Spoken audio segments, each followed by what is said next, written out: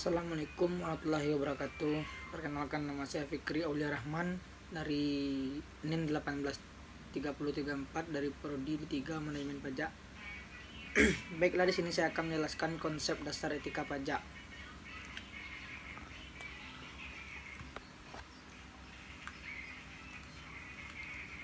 Pengertian etika. Etika yaitu berasal dari kata Yunani yaitu ethos, yaitu adat istiadat atau kebiasaan. Etika adalah filsafat moral, yaitu ilmu yang membahasi nilai dan norma yang diberikan oleh moralitas.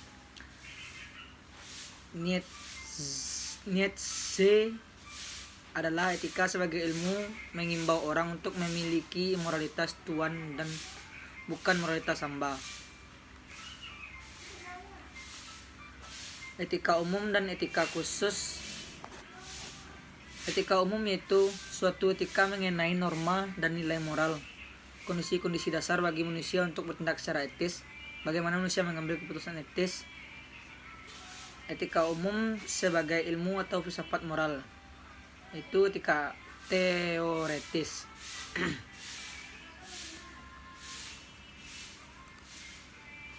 Etika khusus. 1. Penerapan prinsip-prinsip atau norma-norma moral dasar dalam kehidupan khusus. 2. Dalam hal ini etika khusus mengganti perilaku dan kehidupan manusia dalam bidang kehidupan dan kegiatan khusus tertentu.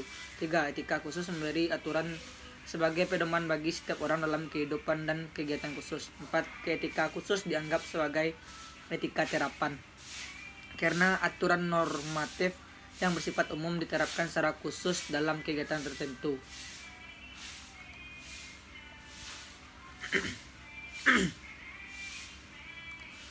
Etika dan tata kehidupan manusia.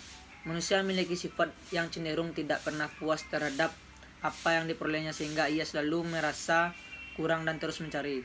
Bentuk dan keinginan ini sebagai pencari manusia untuk mengubah kehidupan yang dimiliki, terutama mengubah nasib hidup.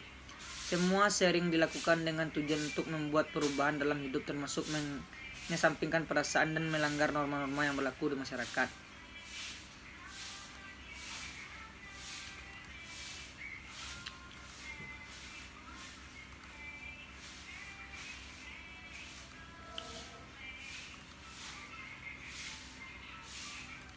Etika deontologi. Kata Yunani deon yaitu kewajiban, penekanan pada kewajiban manusia untuk bertindak secara baik. Suatu tindakan itu baik dinilai berdasarkan tindakan itu sendiri sebagai baik dan pada dirinya sendiri, bukan pada akibat atau tujuan baik dari tindakan itu. Tindakan itu bernilai moral karena tindakan itu dilaksanakan berdasarkan kewajiban yang memang harus dilaksanakan terlepas dari tujuan atau akibat tindakan itu. Menekankan motivasi kemauan baik dari pelaku bisnis. Etika teleologi. Kata Yunani telos, kata Yunani adalah telos, yaitu tujuan. Mengukur baik buruknya suatu tindakan berdasarkan tujuan yang hendak dicapai atau berdasarkan akibat yang ditimbulkan oleh tindakan tersebut. Perkembangan teori yaitu egois dan utilitarisme.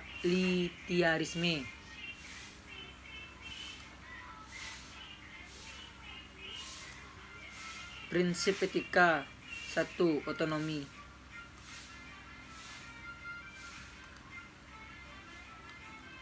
Otonomi yaitu sikap dan kemampuan manusia untuk mengambil keputusan dan bertindak berdasarkan kesadarannya sendiri. 2. Prinsip kejujuran. Kejujuran dalam memenuhi syarat-syarat perjanjian, kejujuran dalam penawaran barang dan jasa dengan mutu dan harga yang sebanding, kejujuran dalam hubungan kerja intern.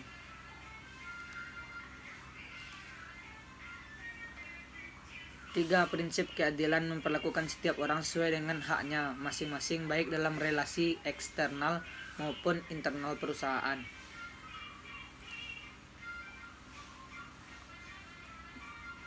4. Prinsip saling menguntungkan.